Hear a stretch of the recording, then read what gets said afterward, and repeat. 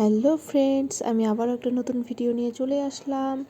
আমাদের আলিপুরদুয়ারে এখন প্রচুর পরিমাণে বৃষ্টি হচ্ছে। আর এই দেখো, নদীর আশেপাশে যে সমস্ত বাড়িগুলো আছে সেই সমস্ত বাড়ির নিচে প্রচুর পরিমাণে জল ঢুকে গেছে। ওদের খুবই অসুবিধে হচ্ছে। ওই যে দেখো, কত বাড়ি ডুবে গেছে। আমরা এগুলো দেখতে দেখতে বাড়ি যাচ্ছি। বাড়িতেও সবার শরীর খুব একটা ভালো না, তো ওদেরকে দেখতে যাচ্ছি।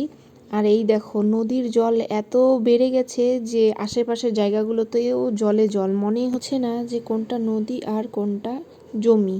আমরা আলিপুর থেকে এখন ঢুকে গেলাম একটু গ্রামের দিকে।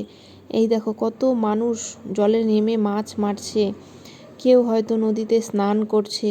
প্রচুর পরিমাণে জল হয়েছে, তো সেই কারণে সবাই কেউ মাছ মারছে তো কেউ স্নান করছে।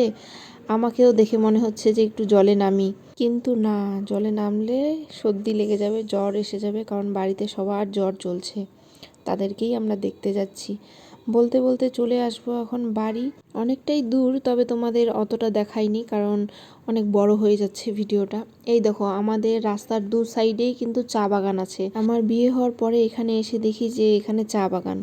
তো বলতে বলতে চলে আসলাম। এই যে দুষ্টু চলে আসছে বম্মা বম্মা করতে করতে। আর এই যে দেখো, বাড়ির এই জায়গাটাতে হাতি এসেছিল। হাতি এখানে বারান্দাতে ধান রাখা ছিল, তো হাতি ওটা ভেঙে ধান নিয়ে চলে গেছে। আর আমাদের পুকুর দেখো, পুকুরে একদম এত জল হয়েছে যে সব দিকে বের হয়ে চলে যাচ্ছে। পুকুরের মাছ তো বাইরে বেরিয়ে চলে গেছে।